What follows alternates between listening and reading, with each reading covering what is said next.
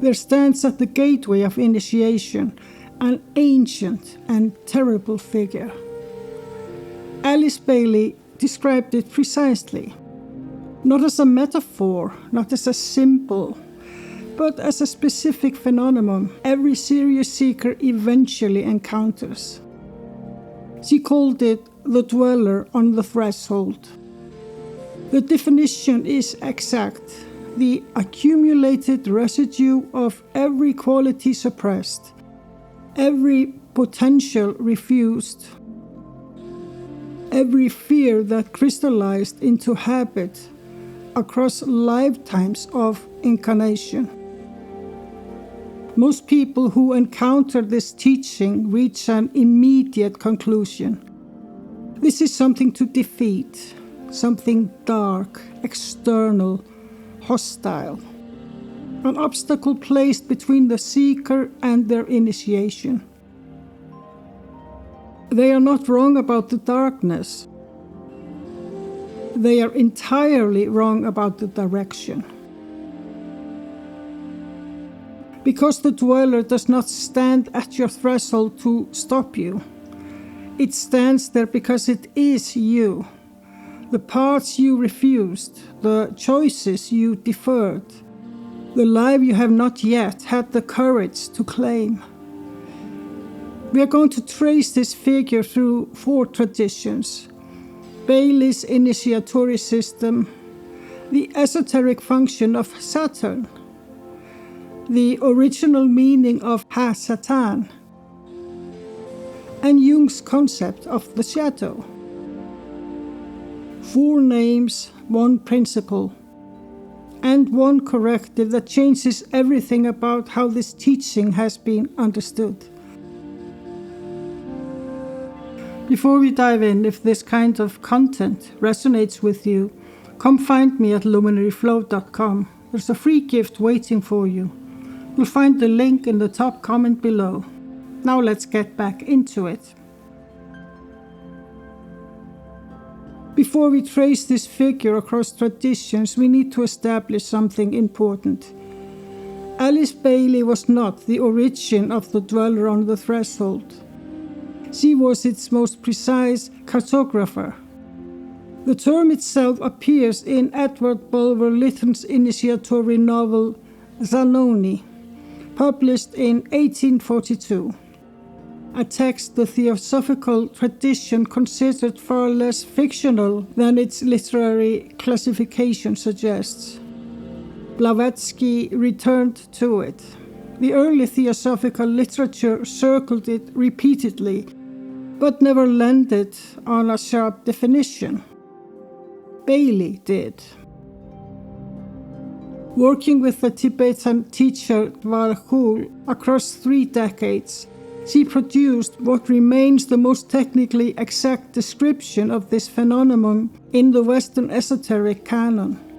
You find it woven through Glamour, A World Problem, and a treatise on white magic, not as a chapter topic, but as a recurring technical term with a very specific meaning. That precision matters. Bailey is not speaking poetically. She's not offering a metaphor for low self-esteem or rebranding of the psychological concept of resistance. She's describing a specific phenomenon that occurs at a specific threshold in the soul's development, when the seeker has progressed far enough to stand at the genuine boundary between personality consciousness and soul consciousness. It is only at that boundary that the dweller becomes visible. And what becomes visible is this: the total accumulated residue of every quality refused, every potential suppressed, every dimension of yourself that has not yet been chosen across cycles of experience. Not a single lifetime, not a single wound. The total weight of unlived potential, hardened into a form that now stands between you and the next stage of your own existence. That is what the traditions have been trying to describe. The question is why it takes that specific form. And for that, we need to understand the principle that governs every threshold in existence. Every initiatory tradition assigns a planetary signature to the threshold. And across traditions that had no contact with one another, across centuries, across continents, the planet is always the same. Saturn. Not as a celestial body, as a principle. In the alchemical tradition, Saturn governs the first phase of the great work, the nigredo, the blackening, the phase where everything that falls, everything accumulated without genuine integration, is brought forward to be burned away. The alchemists assigned Saturn the metal lead, the heaviest, the densest, the most resistant to transformation. Not because lead is evil, because lead is what all metals begin as before the work begins. Think of it this way. You have spent years building a version of yourself, a set of responses, habits, certainties, and defenses that let you function in your environment. That construction is not wrong, it was necessary, but it is lead. And the great work does not begin until you acknowledge what you are actually carrying. Jung understood this through a different lens. He called it the Xanax, the archetypal old king, the rigid, crystallized, consuming father principle. Every mythological system has a version of this figure. Cronus devouring his children, the fisher king whose wound prevents the kingdom from flourishing, the old order that must be faced before the new can emerge. This is Saturn before the work begins. Not malevolent, but crystallized. Not evil, but immovable. Not an enemy, but an accurate reflection of everything that has not yet been transformed. Consider the astrological architecture. In the birth chart, Saturn marks the precise boundary between the personal planets, Sun, Moon, Mercury, Venus, Mars, and the transpersonal, Uranus, Neptune, Pluto. It is the wall at the edge of the crowned self. Everything beyond it belongs to a larger order of experience than the ego can manage alone. Saturn is the threshold, structurally, not a symbol of the threshold itself. Modern developmental psychology echoes this. What researchers call crystallized personality, the ego's accumulated defensive structure, the set of automatic responses that operate below conscious choice, is precisely what Bailey describes as the dweller's raw material, the shells of unlived experience hardened into habit. The map is different, the territory is the same. This is why the dweller carries a Saturnian signature. It's not simply dark, it is dense. It is not simply threatening, it's gravitational. It pulls backward, not out of malice, but out of mass.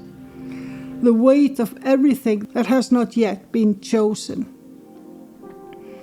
And here is what the traditions understood that the modern spiritual marketplace has almost entirely forgotten. Saturn does not punish. Saturn clarifies. Every limitation is a mirror. Every obstacle is a precise reflection of what has not yet been integrated. The dweller is not blocking your path.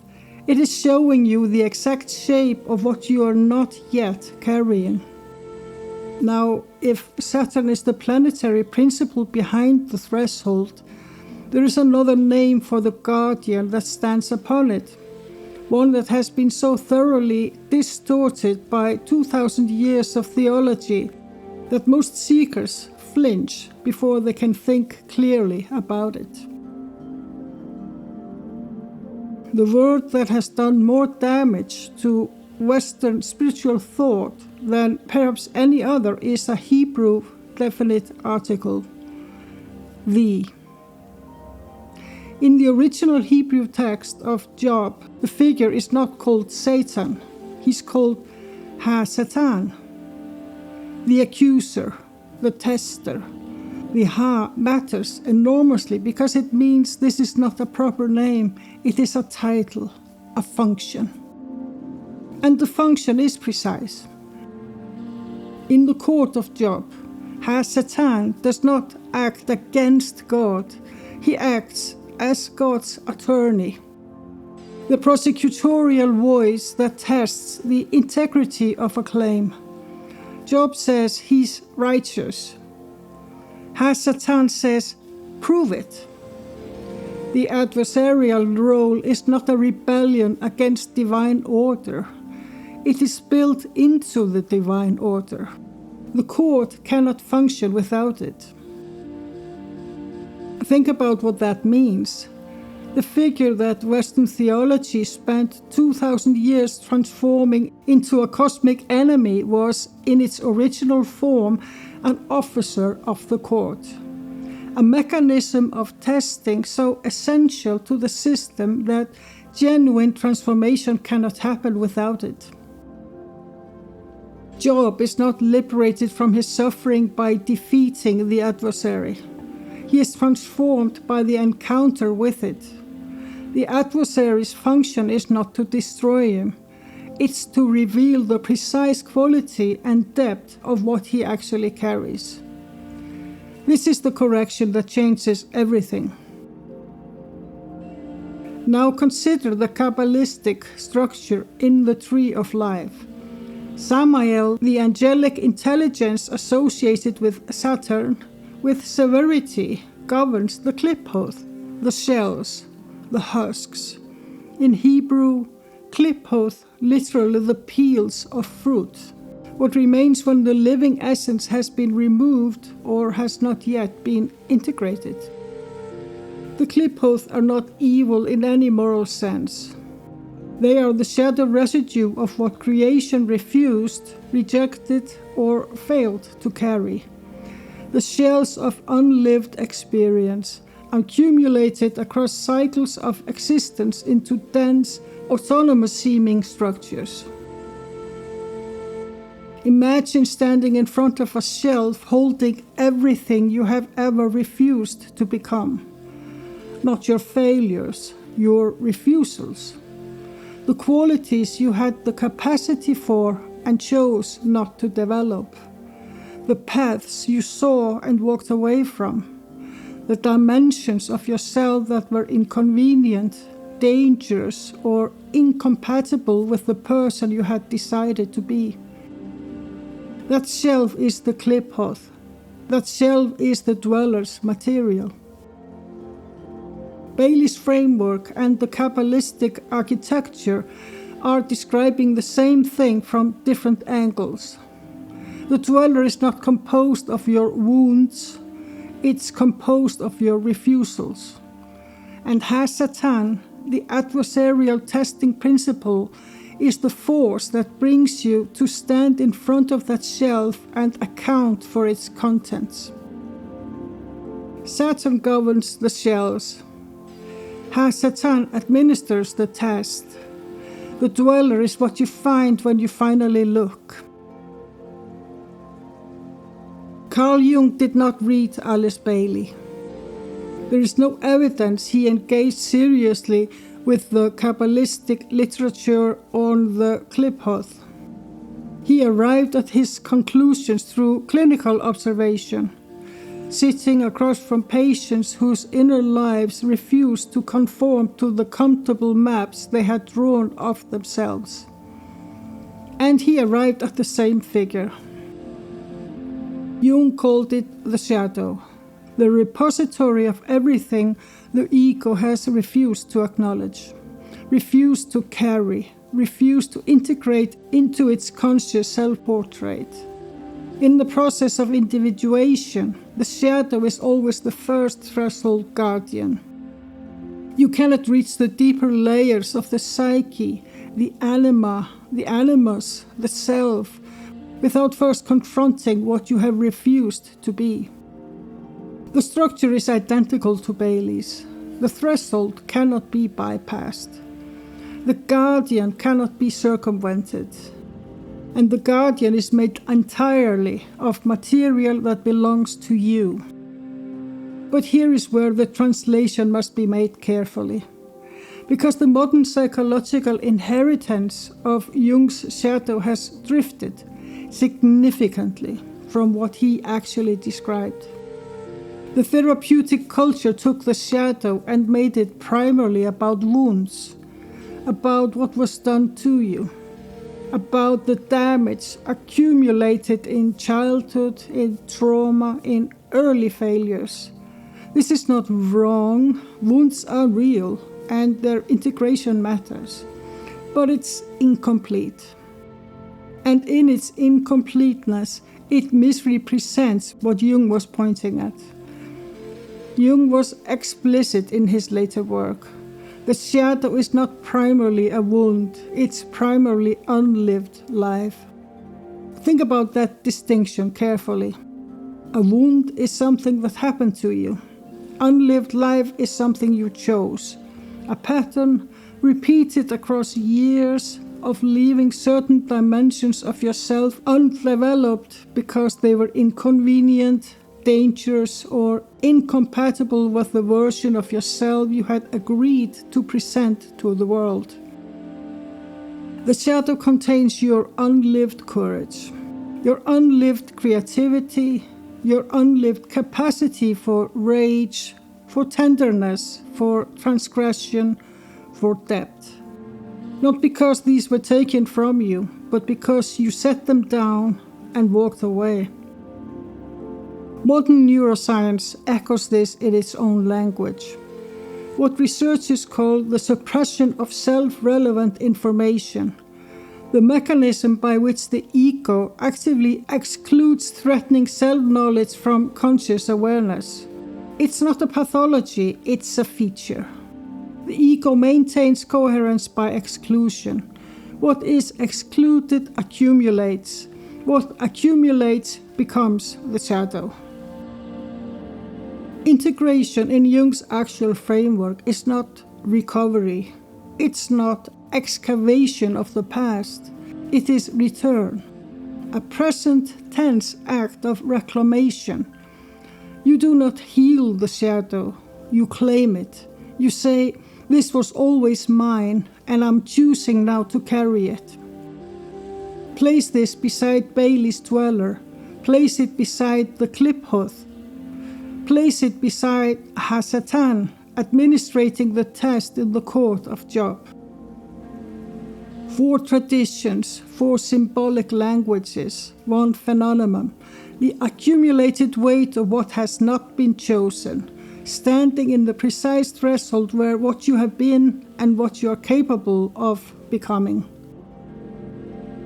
We now have that complete architecture, which means we are ready for the distinction Alice Bailey makes that almost no one in this tradition has been willing to examine plainly.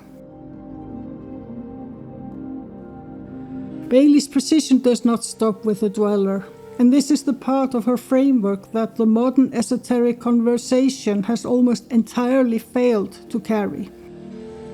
She does not describe a single figure at the threshold. She describes 2, standing opposite the dweller at the same threshold, in the same initiatory encounter, is what she calls the angel of the presence.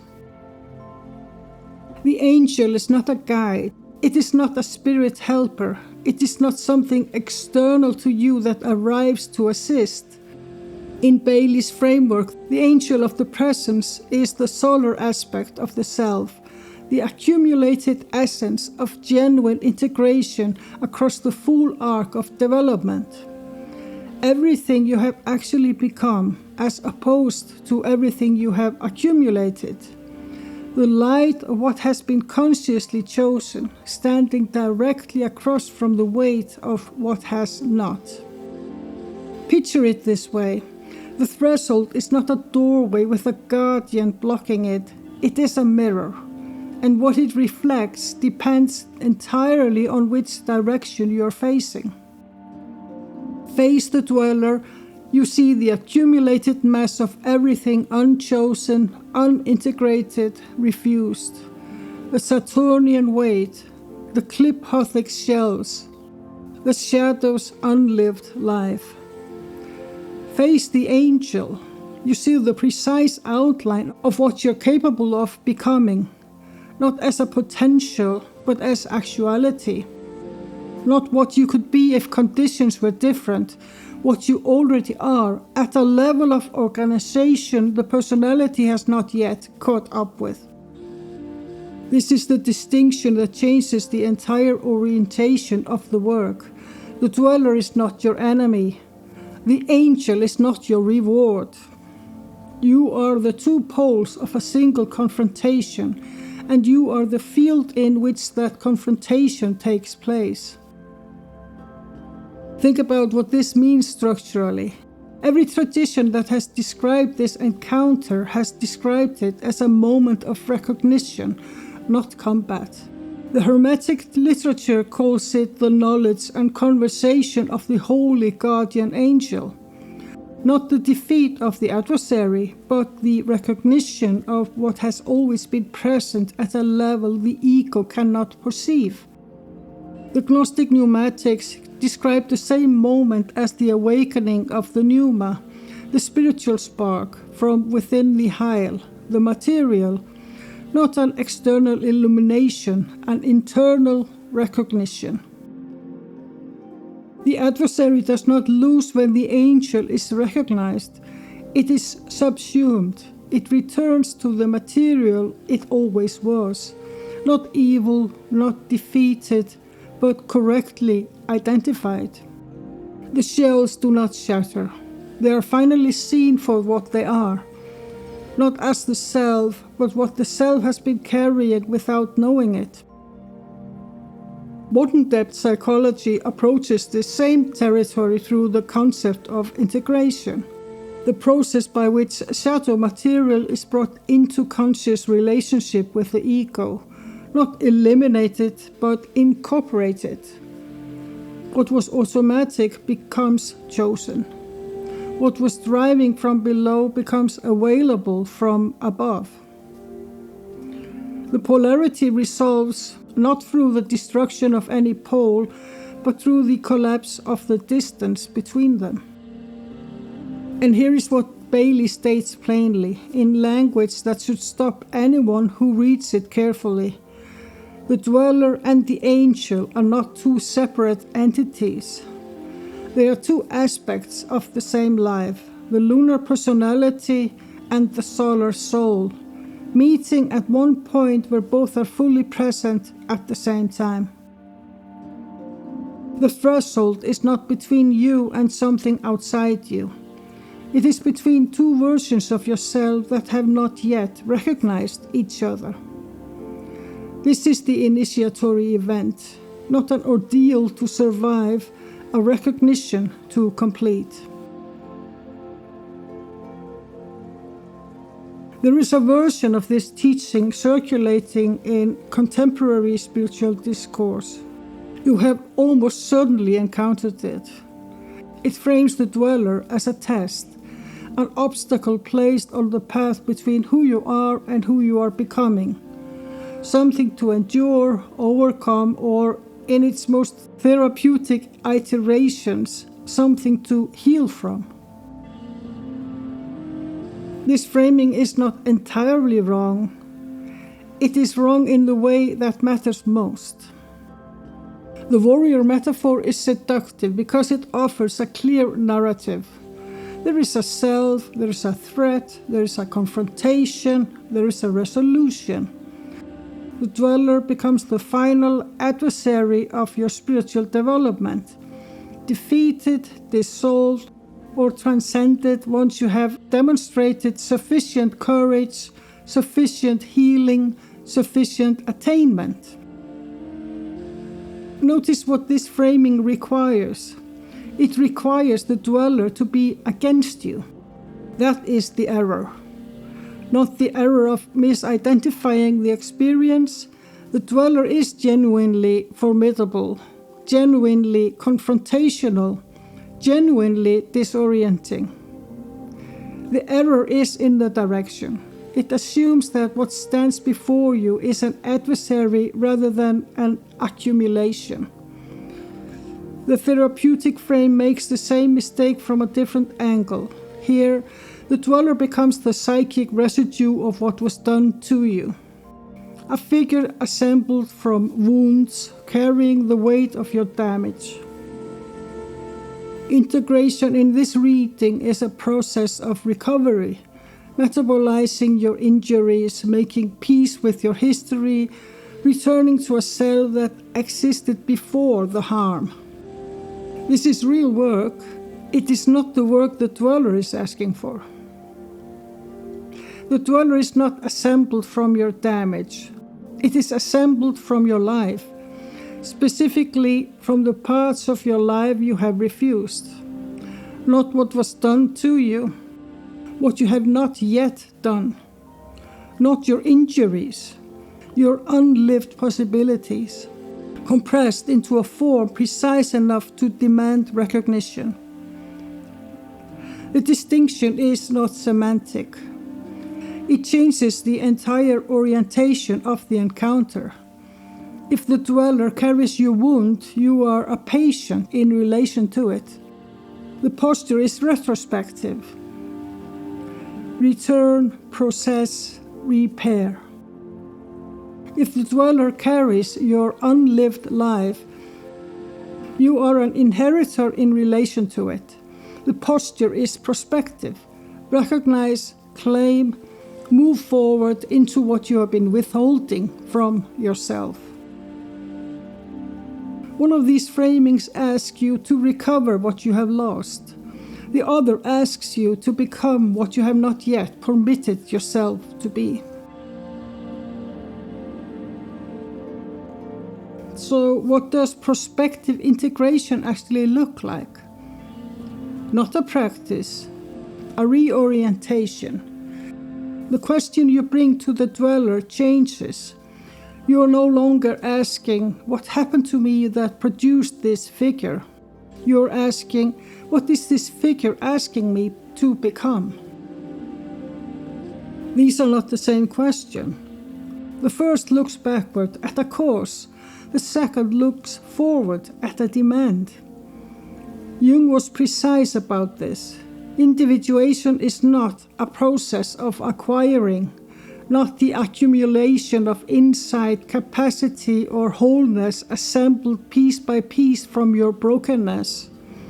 It is a process of ceasing to refuse, of withdrawing the vetoes you have placed on your own life. The dweller is the ledger of those vetoes. Every refusal, every unlived possibility, every part of yourself you deemed too dangerous, too large, too inconvenient to inhabit, it is there, not waiting to wound you, waiting to be reclaimed. This is what the tradition means by integration. Not that the shadow is healed, not that the threshold guardian is defeated, but what you refused is returned to circulation, folded back into the totality of who you are. Imagine a figure who has spent decades maintaining a careful, diminished version of themselves. Safe, legible, manageable. The dweller that appears at the threshold of that life is not assembled from trauma. It's assembled from everything that careful diminishment excluded. The unlived anger, the unlived ambition, the unlived tenderness, the unlived strangeness, all of it compressed standing in the doorway. Integration here is not addition. You do not become more complex, more layered, more spiritually complete. You become less restricted. The figure in the doorway stops being a threat the moment you recognize it as yours.